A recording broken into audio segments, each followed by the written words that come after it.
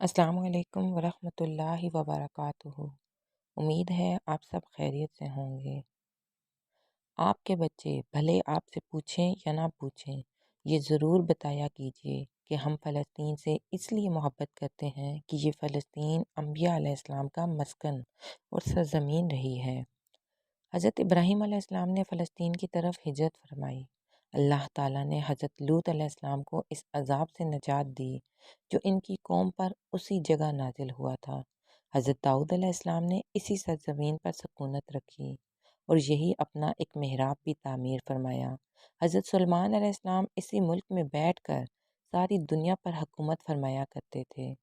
چونٹی کا وہ مشہور قصہ جس میں چونٹی نے اپنی باقی ساتھیوں سے کہا تھا، اے چونٹیوں اپنے بلوں میں گھس جاؤ، یہی اس ملک میں واقع اسلان شہر کی ایک وادی میں پیش آیا تھا جس کا نام بعد میں وادی النمل یعنی چونٹیوں کی وادی رکھ دیا گیا تھا۔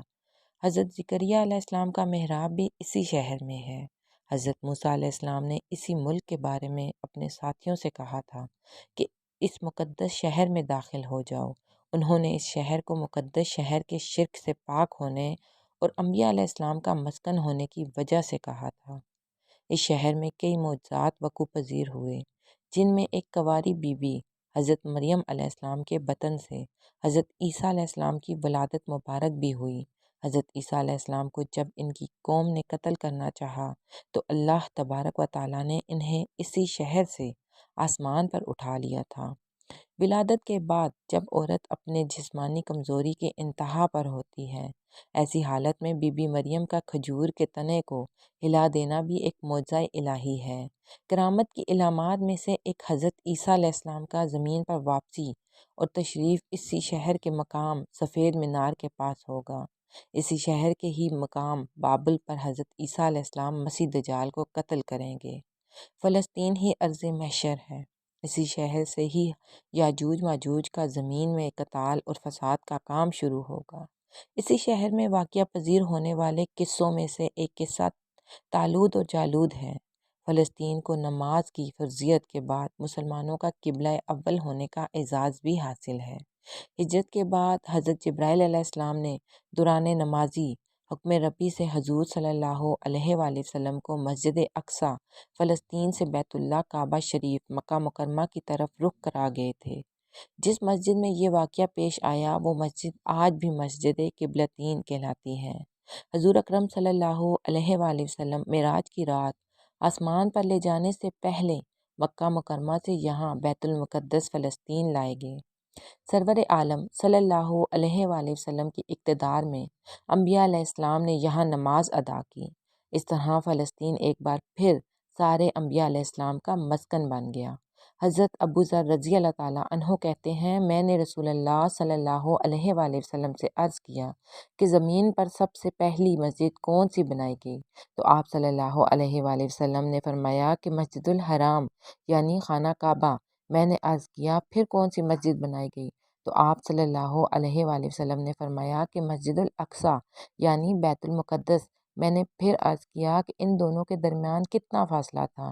آپ صلی اللہ علیہ وآلہ وسلم نے فرمایا کہ 40 برس کا، اور تو جہاں بھی نماز کا وقت پا لے وہیں نماز ادا کر لے، بس وہ مسجد ہی ہے۔ وصال حضرت محمد صلی اللہ علیہ وآلہ وسلم کے بعد حضرت ابوبکر صدیق رضی اللہ تعالیٰ عنہ کو ارتداد کے فتنہ اور دیگر کے مشاغل سے نمٹنے کے لیے عسکری اور افرادی قوت کی اشد ضرورت کے باوجود بھی ارض شام فلسطین کی طرف آپ صلی اللہ علیہ وآلہ وسلم کا تیار کردہ لشکر بھیجنا بھی ایک ناقابل فراموش حقیقت ہے۔ اسلام کی سنہری طور فاروقی میں دنیا بھر کی فتوحات کو چھوڑ کر محض فلسطین کی فتح کے لیے خود حضرت عمر فاروق رضی اللہ تعالیٰ عنہ کا چل کر آنا اور وہاں جا کر نماز ادا کرنا اس شہر کی عظمت کو جاگر کرتا ہے۔ دوسری بار مہینہ معراج کی رات بروز جمعہ صدقہ اس 27 رجب 583 ہجری کو صلاح الدین ایوبی رحمۃ اللہ علیہ کے ہاتھوں کو اس شہر کا دوبارہ فتح ہونا بھی ایک نشانی ہے۔ بیت المقدس کا نام قرآن سے پہلے تو ہوا کرتا تھا، قرآن نازل ہوا تو اس کا نام مسجد الاقصیٰ رکھ دیا گیا۔ قدوس اس شہر کی تقدیس کی وجہ سے ہے جو اسے دوسرے شہروں سے ممتاز کرتی ہے۔ اس شہر کے حصول اور ایسے رومیوں کے جبر سے بچانے کے لیے 5,000 سے زیادہ صحابہ کرام رضوان اللہ اجمعین نے جام شہادت نوش کیا، اور شہادت کا باب آج تک بند نہیں ہوا، سلسلہ ابھی تک چلا آ رہا ہے۔ یہ شہر اس طرح شہیدوں کا شہر ہے۔ مسجد اقصیٰ اور بلاد شام کی اہمیت بالکل حرمین شریف جیسی ہے۔ فلسطین کی عظمت کا اندازہ اس بات سے بھی لگایا جا سکتا ہے کہ یہاں پر پڑھی جانے والی ہر نماز کا حج 500 گناہ بڑھا کر دیا جاتا ہے۔ محترم ناظرین، اگر میری آج کی یہ معلوماتی ویڈیو آپ کو پسند آ جائے تو ویڈیو کو لائک اور شیئر کر دیجیے، اور میرے چینل اسلام ورڈز کو سبسکرائب کر لیجیے۔ جزاک اللہ خیراً کثیرہ۔ اللہ ہم سب کا حامی و ناصر ہو، آمین۔